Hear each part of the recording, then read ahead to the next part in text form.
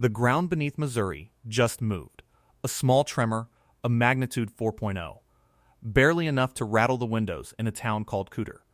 But this was not just another earthquake. This was a reminder. A tremor from a 150-mile-long geological scar buried deep beneath the American heartland. A wound in the continent that tried to rip North America in two 750 million years ago, and failed. They call it the New Madrid Seismic Zone, and the last time it truly woke up, the Mississippi River flowed backward. Church bells rang in Boston, 1,000 miles away. The ground liquefied, shooting geysers of black sand into a sky that had gone dark from dust and sulfur. That small shudder in Cooter, Missouri, on April 23, 2026, was a message from that same monster. A system that produced some of the most violent earthquakes in American history is not dead. It is not history. It is active. Before we go any further, a question. Down in the comments, tell us what you believe. Can a fault system this violent simply die out of old age? Or is a quiet fault just a sleeping one? Let's see what the consensus is. The uncomfortable question now, facing millions of people, is whether that tiny tremor was just a random spasm, or the first twitch before the real catastrophe begins. Let's begin. 750 million years ago, this continent did not exist as we know it. It was part of a supercontinent, Rodinia, and deep beneath the surface, immense planetary forces began to tear it apart. A rift valley started to form, a deep gash in the crust where magma was pushing up, trying to create a new ocean basin right through the middle of modern-day America. But the process stalled. The rift failed. The continent held together, but the wound remained. A 150-mile-long zone of shattered, weakened rock buried miles beneath the soil and sediment of the Midwest. They call it the Reelfoot Rift. For millions of years it sat there, a memory of a failed continental divorce, slowly being covered by layers of rock and time. But it was never stable. The North American plate, the colossal slab of crust we live on, is being pushed westward by the mid-Atlantic ridge. That immense continent-wide pressure squeezes the ancient, buried scar, and every so often the scar slips. This is not California. This is not the San Andreas Fault, sitting at the convenient edge of a tectonic plate. This is an intraplate fault, a monster in the middle, and that makes it uniquely dangerous.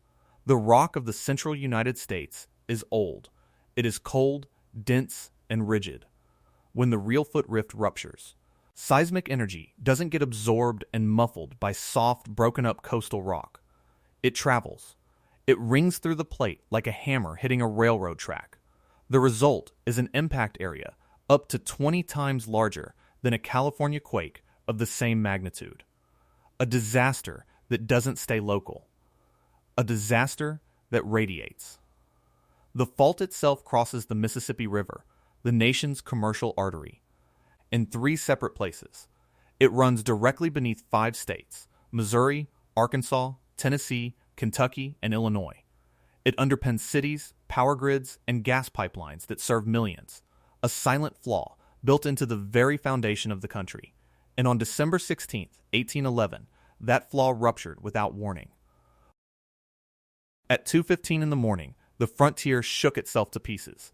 The first great quake of the New Madrid sequence had arrived. There were no seismographs, no Richter scale. The only instruments were the terrified senses of the people who lived through it. In the tiny town of New Madrid, Missouri, pronounced locally as New Madrid, the apocalypse arrived in the middle of the night. Eliza Bryan, who ran a local boarding house, would later write a letter to the evangelist Lorenzo Dow attempting to describe the indescribable.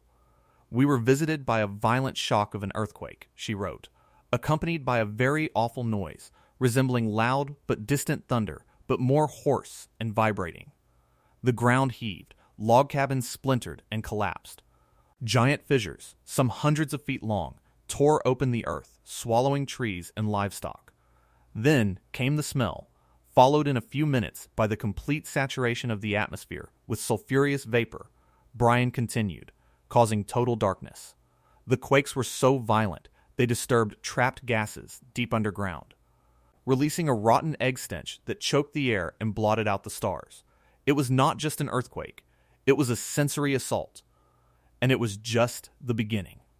The shocks kept coming, not for hours, but for months. In Louisville, Kentucky, a surveyor and naturalist named Jared Brooks became obsessed with documenting the chaos. He turned his own house into a crude seismic station, building a series of pendulums and springs to record the Earth's movements. From December 1811 to March of 1812, this one man, driven by scientific curiosity in the face of terror, meticulously counted 1,874 distinct earthquake shocks. 1,874. The second main shock hit on January 23, 1812, just as violent, just as terrifying. But it was the third, the hard shock on February 7, 1812, that defied the laws of nature. The famed ornithologist John James Audubon was riding his horse through the barrens of Kentucky when it hit. He watched in disbelief as the solid ground rose and fell beneath him like the ruffled water of a lake. But on the Mississippi River, something far more profound was happening. The seismic pressure under the riverbed reached a critical point. The ground itself was being squeezed. A process called liquefaction turned saturated sand and water underground into a pressurized slurry. That slurry found its way to the surface, erupting in towering geysers of black sand and water.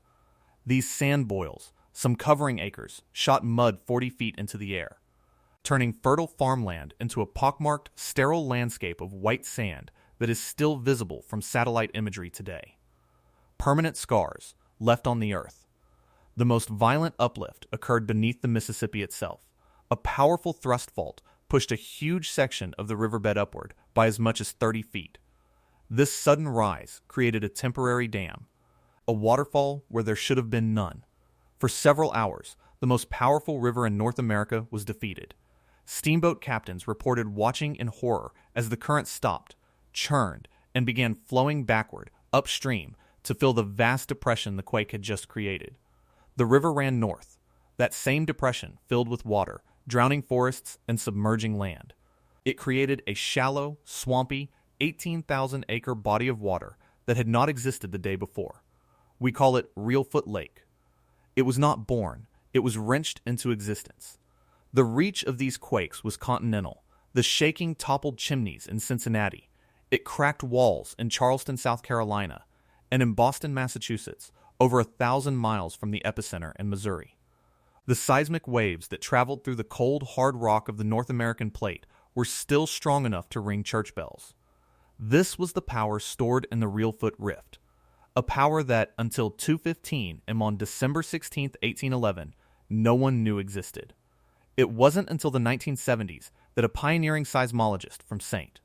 Louis University named Otto William Nutley pored over these historical accounts, from ship captains' logs to personal diaries, to retroactively estimate the size of the events. His work, cross-referencing felt reports with modern ground motion physics, suggested the main shocks were colossal. Modern US-GS estimates place them between magnitude 7.2 and 8.8. Earthquakes on par with the largest ever recorded on the San Andreas Fault, but happening in a place they were never supposed to.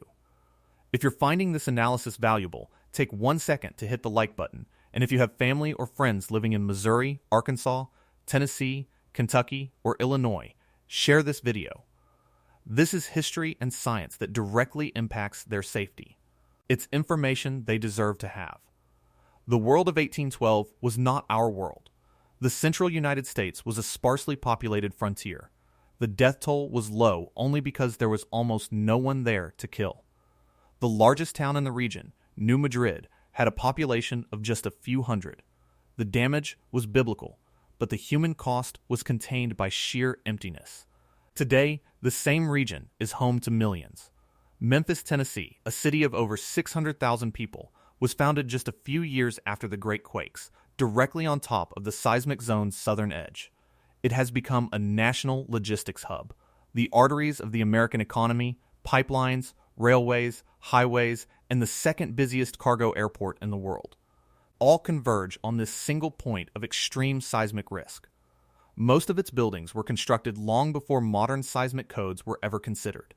The city is a masterpiece of unreinforced brick masonry, beautiful, historic, and terrifyingly brittle. In 2009, FEMA, working with the Mid-America Earthquake Center, decided to model what would happen if the events of 1811-1812 were to repeat themselves today. They ran the numbers on a magnitude 7.7 rupture. The results were not a disaster scenario. They were a portrait of civilizational collapse.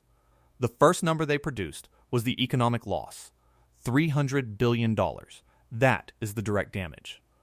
Not the ripple effects, not the downstream consequences of shutting down the American supply chain, just the cost of what breaks on day one.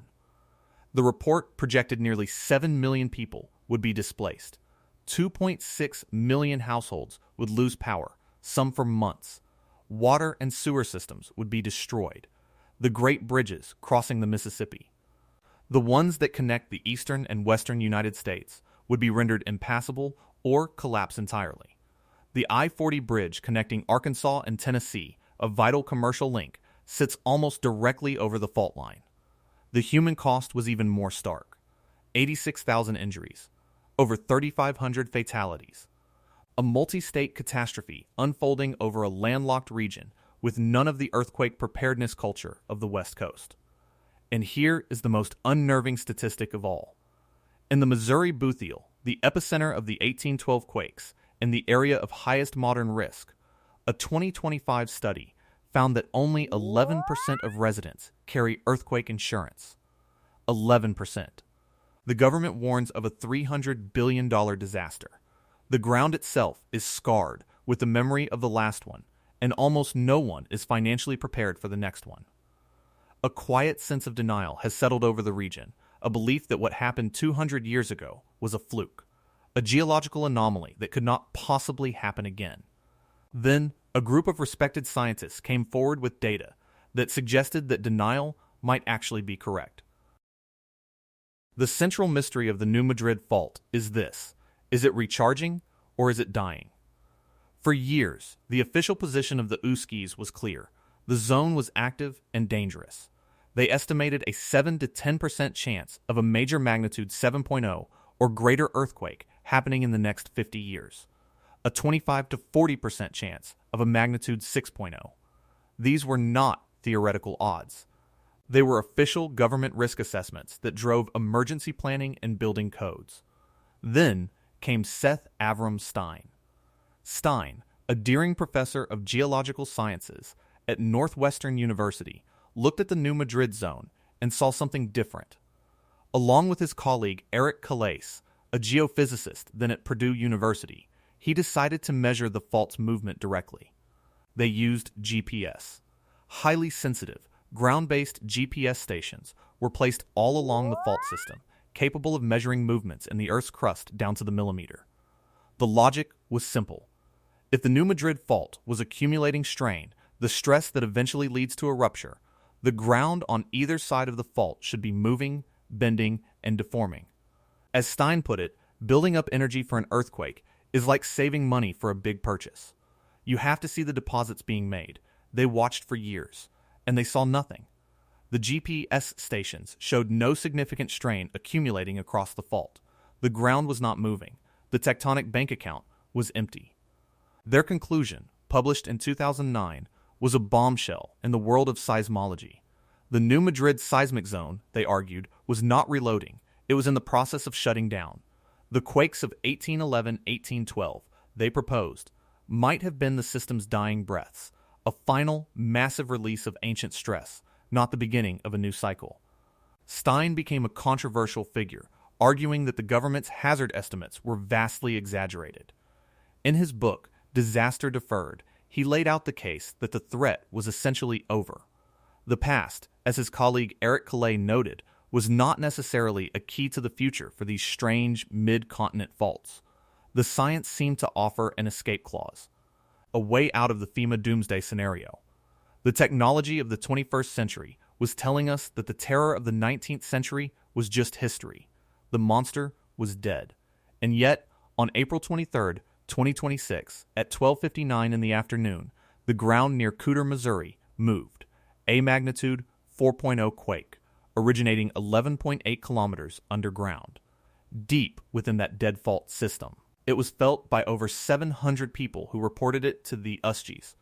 Tremors reached across 6 states, from Carbondale, Illinois, to the suburbs of Memphis. It was not a killer quake. It was a contradiction. It was a data point that did not fit the narrative of a dying fault.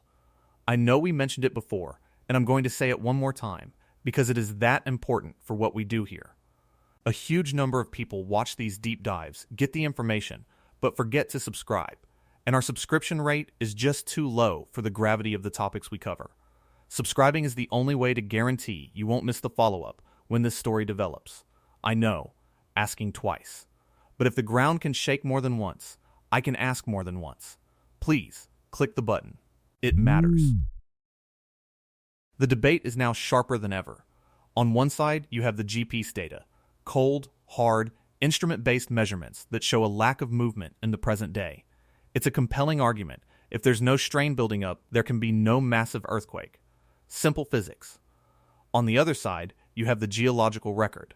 The sand boils. Reelfoot Lake. The accounts of the Mississippi flowing backward. And the simple, undeniable fact that the fault continues to produce smaller earthquakes, like the one in Cooter. Seismologists who support the high-risk view argue that intraplate faults like the NMSZ don't behave like their plate boundary cousins. They might turn on and turn off over geological time. They can lie dormant for thousands of years, accumulating no measurable surface strain, and then rupture in a violent cluster of activity before going quiet again. In this model, the GPS data isn't a sign of safety. It's just a snapshot of a quiet period. The 1811-1812 events weren't the end of a cycle. They were the beginning of one. The M4. 0 in 2026 isn't a random tremor. It's an aftershock from an event 2 centuries ago. Or worse, a foreshock for what's next. Who do you believe? The instruments measuring the silence of today, or the historical records screaming about the violence of yesterday? This is not an academic squabble. The answer to this question has profound consequences. If Stein and Calais are right, then states and cities in the central U.S. are spending billions of dollars on unnecessary seismic retrofitting. Insurance rates are artificially inflated. Emergency plans are based on a phantom threat. The Central United States Earthquake Consortium, or CUSEC, a multi-state organization dedicated to NMSZ preparedness, is planning for a ghost. But if the USGs and FEMA are right, the situation is far more dire. The lack of public concern, fueled by the dying fault theory, is leading to a state of catastrophic unpreparedness. The low insurance uptake, the unreinforced buildings in Memphis, the general public apathy, it all stems from a failure to take the threat seriously. A failure that will be paid for in lives and treasure when the fault finally proves it is very much alive. The magnitude 4.0 quake in Cooter was a perfect metaphor for this entire debate. To the dying fault camp, it's insignificant noise, a final settling of an ancient system. To the high-risk camp, it's a critical signal, a pulse, a sign of life. The town of Cooter, Missouri, population around 400, sits in Pemiscot County, deep in the Missouri Bootheel. It is flat, agricultural land, the kind of place where the ground is supposed to be the one thing you can count on. On April 23rd, that trust was momentarily broken. A sharp jolt, a sudden rumble, a feeling that a freight train was passing right through the living room. No major damage was reported. A few rattled nerves, a few hundred social media posts, and then silence again. The news cycle moved on. But for the seismologists who watch this fault every day, it was not just news. It was data. It confirmed that whatever is happening deep within the Reelfoot Rift, it is not nothing. Stress is being released. Whether it's the last dregs of an ancient rupture or the first trickles of a new one, remains the single most important unanswered question in American geology. The town that sits at the heart of this story, New Madrid itself, is a study in this contradiction. It's a quiet river town, its identity forever linked to a cataclysm it barely survived. There are historical markers. There's a museum. The earthquake is a part of its tourism, a part of its brand. But daily life moves on. People build homes. They run businesses. They live with a kind of managed cognitive dissonance, aware of the history but banking on a peaceful future. The 1895 Charleston, Missouri earthquake, a magnitude 6.6 event, was the last truly damaging tremor in the region. It's been over a century. The memory fades. The urgency recedes until the ground moves again. And you are forced to ask the question, what do you do when the experts themselves cannot agree on whether you are safe? When one set of data tells you to relax, and another tells you to prepare for the end of the world as you know it. The problem with the new Madrid Seismic Zone is that the timescale of the threat is geological, but the timescale of human memory and political action is not. We plan for the next budget cycle, the next election, the next quarter. The Earth plans for the next millennium. The Reelfoot Rift has been there for 750 million years. It has seen continents form and break apart. It has seen ice ages come and go. It operated on a clock whose ticking we can't fully hear.